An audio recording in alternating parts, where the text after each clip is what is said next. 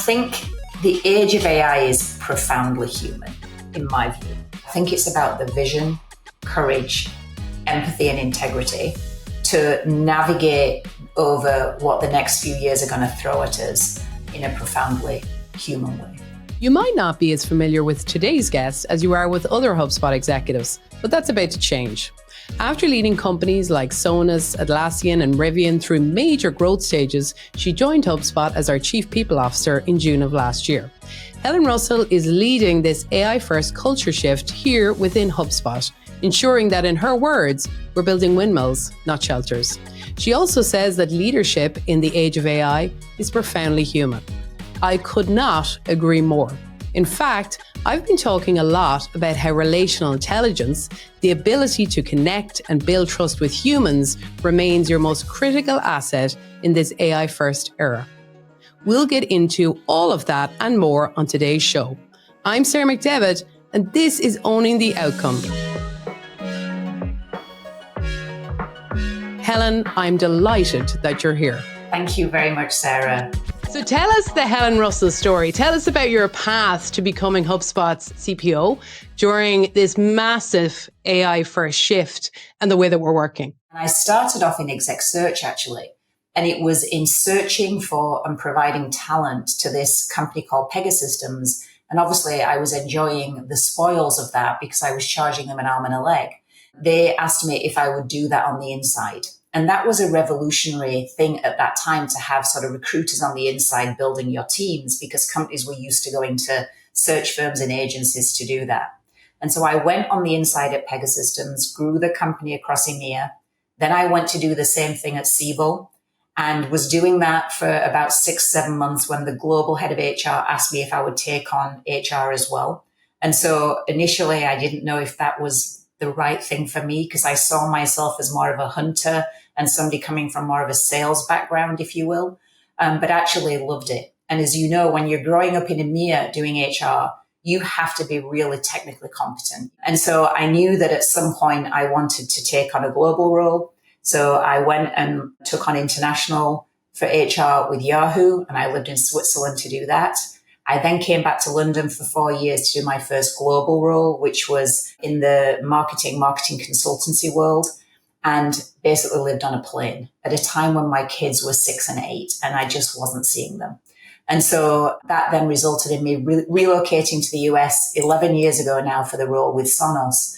And then I found myself taking on different responsibilities and roles during that time, always in a slightly different industry, always in a slightly different location, and always with a very different challenge. Helen, I have to ask, what is your real name? Because I find it suspicious that your initials are HR. Like, what is your real name, Helen? The joke I've told, and sometimes the literal think I'm serious, is it took me a long time to find a guy with a last name beginning with R, because that was obviously part of the decision criteria. That's a great story. That's a great story. A lot of leaders, I think, are still trying to sell, AI to their teams. And you've spoken about AI, I think, in a way that feels more hopeful, even protective. How do you build trust in AI across a global and diverse workforce like HubSpot? You said in the introduction about building windmills and not shelters, and I've unashamedly stolen that from Ben on my team, where I just love the description. Some leaders, when the wind blows, they will build that windmill and just accelerate the pace at which they move with the wind, and others hunker down. The shelter comes over their head and they're like, nope, I am digging in and I'm not moving. And I think that great leaders recognize that change is really uncomfortable and that there's a fear that comes with it. And so you have to actively engage your folks in that change. And so I think it's just really being incredibly intentional about how you are talking about and bringing people along with you on the journey. And I will tell you, early on in my career, I took the Strengths Finder profile, and I had my number one strength as activator, like get out of the gates really quickly. And I had somebody on my team, God bless him for being so open with me, said, Helen, we're still at the beginning of the 100-meter line, just sort of adjusting our stand here to get our feet in the thing ready to look. And we look up and you're just like crossing the finishing line through the ribbon. Can you slow down and bring us with you? And it was a really courageous move on his part to say, you need to modify. And so luckily that happened early enough in my career that I've been very conscious about doing that, Sarah. There's a lot of, partner leaders listening to the show. You've helped build people systems at some of the world's fastest growing companies. How does the AI shift? What does that mean for people leaders today? Well, I think the number one thing is to be AI literate themselves. I think it's impossible to expect to drive change and adoption if you aren't modeling that. And not only modeling it, but you have to be able to do it to understand then the gains and opportunities that can be afforded by your team. So AI literacy is the number one thing that whether you're a leader or not, that just should be table stakes. And of course, that then requires a level of tech savviness. Now, arguably not as tech savvy as we would think it needs to be, because I think once you're starting to finesse, how am I using prompts and how am I just sort of getting my personal day-to-day more productive? But knowing the right questions to ask, not only when you're using it yourself, but the right questions to ask of your team, and for not to have them be threatened by your questions and your challenges. The other thing is data-driven. And I think that, there's a lot of people doing my role today, and I'm part of a community where we're constantly calibrating. But I think it's making sure that you are being incredibly data-driven and that you're focused on outcomes and impact, not on input. And I think right now, a lot of the measuring is around adoption and usage. Are we using it and are we adopting it? Which is awesome. But ultimately, it's like, what are the consequences of doing that? Let's focus on the outcomes. The other thing, I saw a really interesting LinkedIn post a couple of weeks ago where an AI thought leader was talking about there's a lot of conversation right now, especially on the customer service side, around deflection. Isn't this awesome? We've deflected, 70% of our calls because now our agents are handling it, which is great. He said, but the interesting question is, and so now what are you doing with the capacity that you have back from those teams because they're not having to get in and solve those problems themselves? So it's the so what that's the really interesting thing. And so again, I think I'd encourage everybody to think that way. I also think the other thing that's really interesting is it almost heightens the level of customer centricity that you need to adopt. And I say that because I was at a conference called Transform a couple of weeks ago, and the head of HR for Anthropic was on a panel with me. And what she was saying is that they're seeing this issue where people are latching onto the technology and saying, the technology does this, and so we're going to go with it, as opposed to, hang on a minute, what's the problem we're trying to solve? And how can AI enable that? And so really, from a customer centricity standpoint, it's like, what is the problem we're trying to solve for you versus let's just sort of sell you these features in the assumption that that's going to address your problem. And I think finally, emotionally intelligent.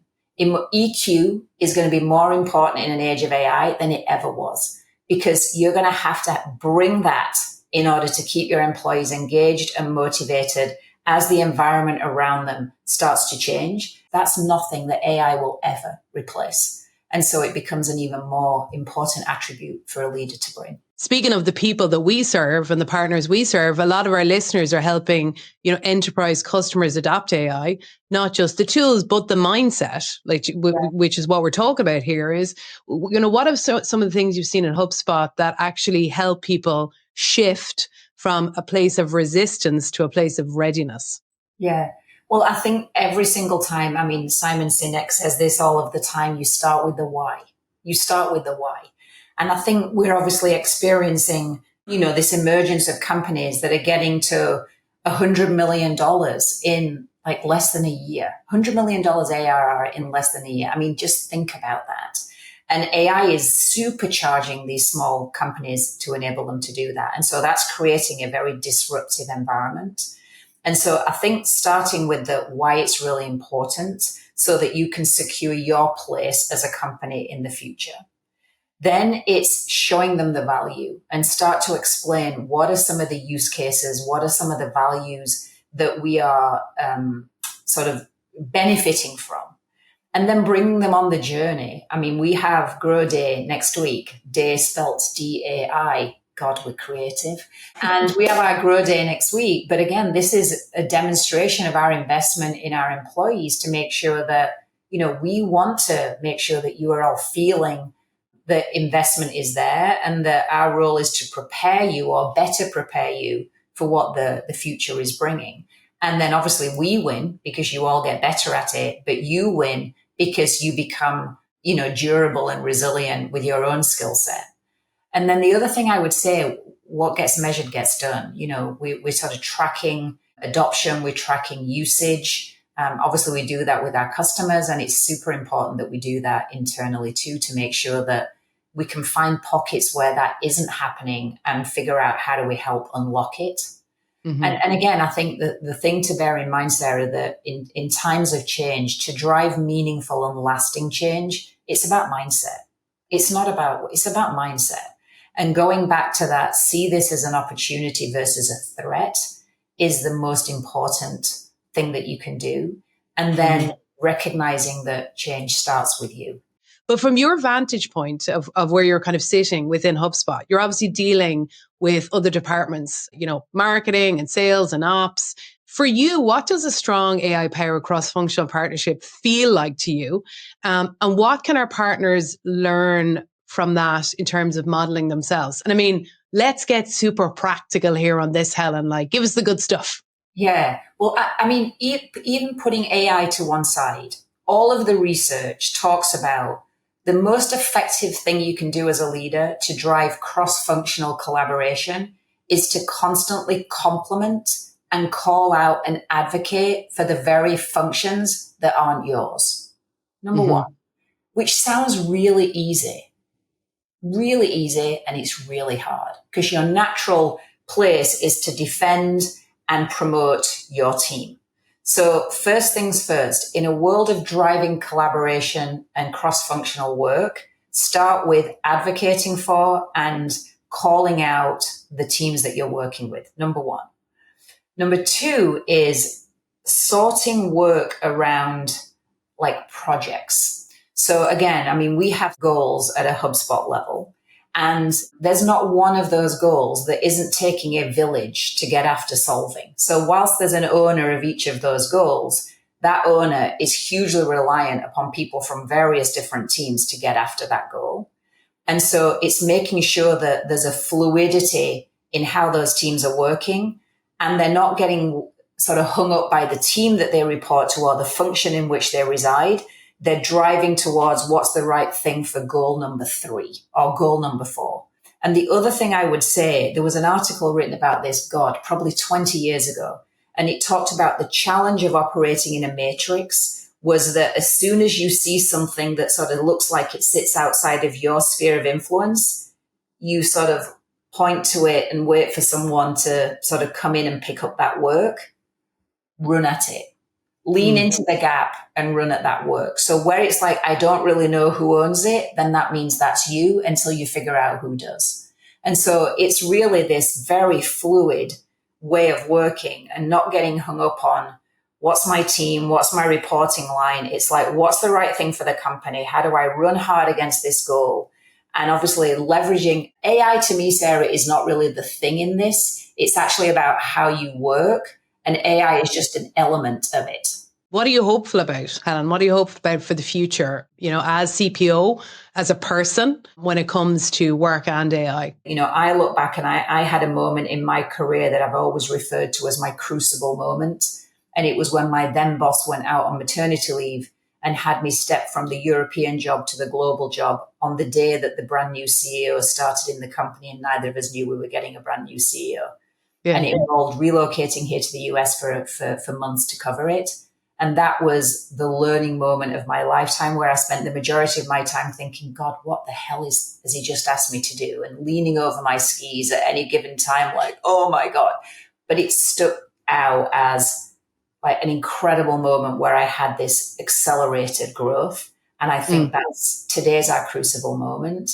And it's embrace it and lean into it, because we'll look back at this and say, my God, that was an incredible opportunity for us to learn and grow. Well, Helen, thank you so much for joining us today. Really, it's been a pleasure. So insightful. I've so enjoyed it. And remember, if you're enjoying our discussions on owning the outcome, you can subscribe for new episodes that drop every week.